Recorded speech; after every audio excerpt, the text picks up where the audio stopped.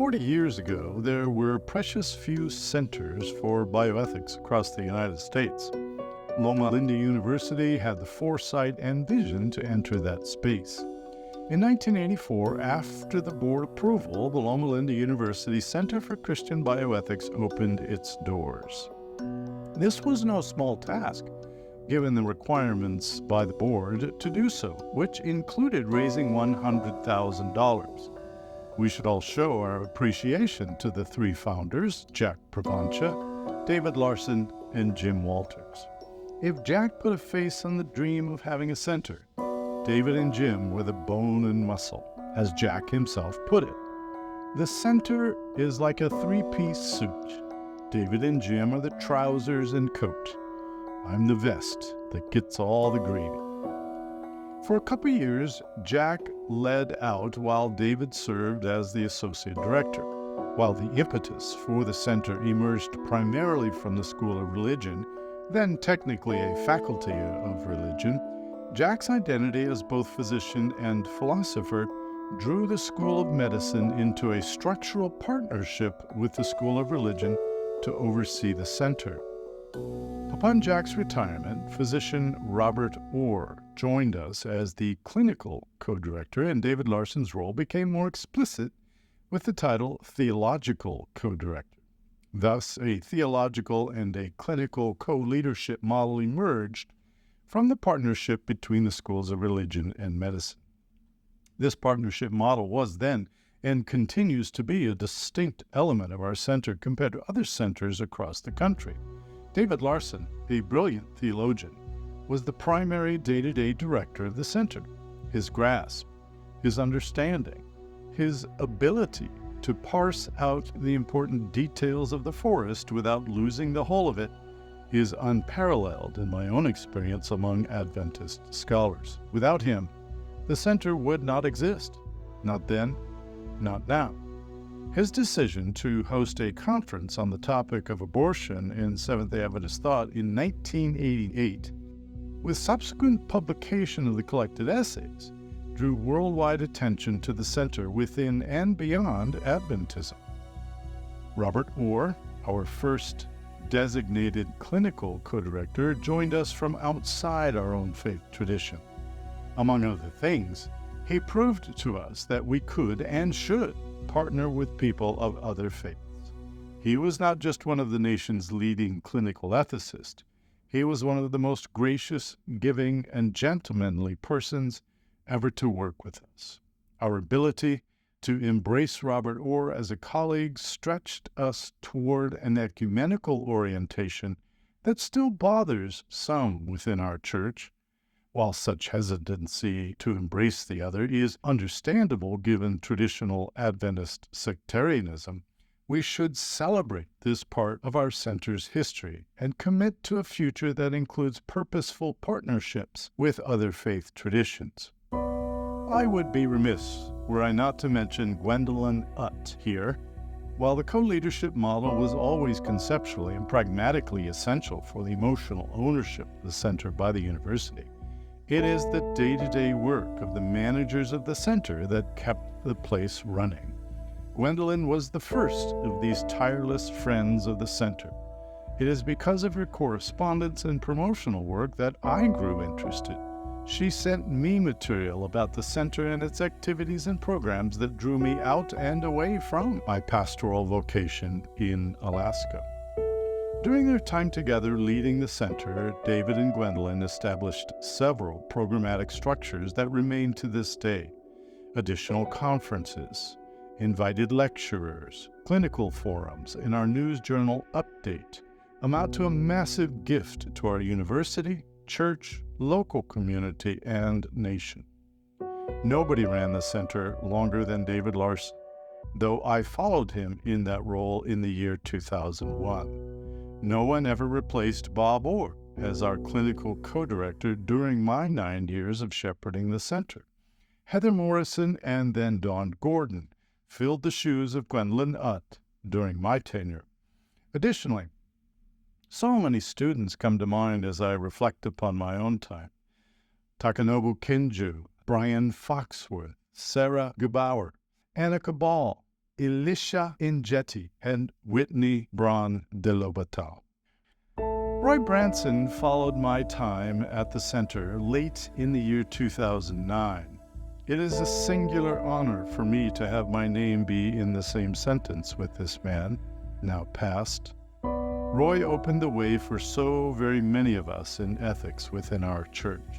But he was not just an ethicist. He was a top-notch scholar, social justice activist, institution builder, and never hesitant to wade into difficult conversations at any level of our church.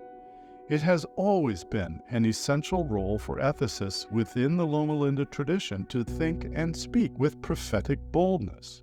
But it must be done with special care not to alienate ourselves. Roy was exceptionally good at striking that balance and staying in the conversation. Roy's death prompted the interim leadership of Jim Walters. Jim's passion for transparency had led him and a small group of others to launch the journal Adventist Today. Such widespread influence in the church allowed him to push for a more robust embrace of the humanities.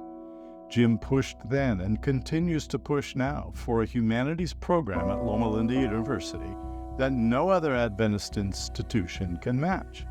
In our university-wide curriculum, as well as our intellectual life on Sabbath, few others in our history have pushed as hard and as successfully as Jim Walters. May his emphasis and impact linger long into the future. Following Jim Walters, Jerry Winslow took the helm of the center in 2016. No one involved in the center has ever done more to create an expansive network of clinical ethics education and consultation. Along with those services offered by the center comes a level of financial support for the center that serves us well. A consummate churchman and statesman, whether inside or outside our church, Jerry's ability to create substantive relationships with others is without peer. Illustrating this part of Jerry's very identity are the two special speakers here for this anniversary, Karen LeBox and Robert McCauley. Dr. LeBox blesses the center in her role as chair of the Advisory Council, and we wish to offer our deepest appreciation for her service. There is an inevitable tension within faith-based healthcare between church administrators and the ministry of faithful people caring for the public. Ministering to the public from within a faith tradition is messy business. Jerry's efforts to keep all parties in conversation is a Herculean task, but he makes it look easy. He served for many years on the General Conference Health Department's Christian View of Human Life Committee. In that role, he was the principal author of several official statements and guidelines that now populate the official website of our worldwide church. Additionally, his creation of the Adventist Bioethics Consortium draws together Adventist healthcare corporations across the country in partnership with the North American division leadership of our church. As Jerry stepped away from actively directing the center in 2021, Yi-Shin Ma accepted the leadership post, which he held for approximately 2 years. He continues his service today as an associate director. Yi-Shin is a young man so bright that he can integrate multiple advanced accomplishments in philosophy, theology, religion, and social work.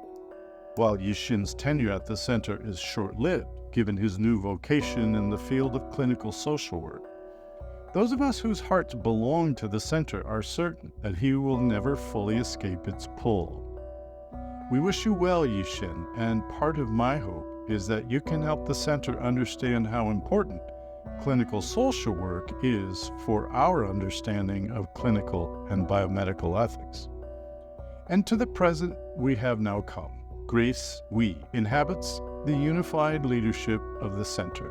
For the first time in our history, leadership of the center is untethered to the teaching load of a School of Religion faculty member. The position of leader is now won as the co-director structure goes the way of the past. proudly, finally, we embrace a woman to lead us. Thank you, Grace, for being willing to take the lead. Your task is not easy, as those of us who have gone before likely have already told you. Nonetheless, we are confident that you are up to the task. Having personally known Grace since she was a student in the MA program in bioethics that I led, I can attest to her excellence in both clinical and theological contexts. We appreciate you, Dr. Wee. We stand ready to help you in a manner that seems fit to you. Let me finish with a broad and bold assertion. Seventh-day Adventism would not exist in its present state without our traditional emphasis on our health message. Loma Linda University is the flagship expression of that traditional message. Simply put, without Loma Linda University and its healthcare ministry, Adventism could not exist as it does today. But let me go further. Without the Center for Christian Bioethics, Loma Linda University's story could not be what it is today. The Center for Christian Bioethics is to Loma Linda University what Loma Linda University is to Seventh-day Adventism. May it be thus, long into the future.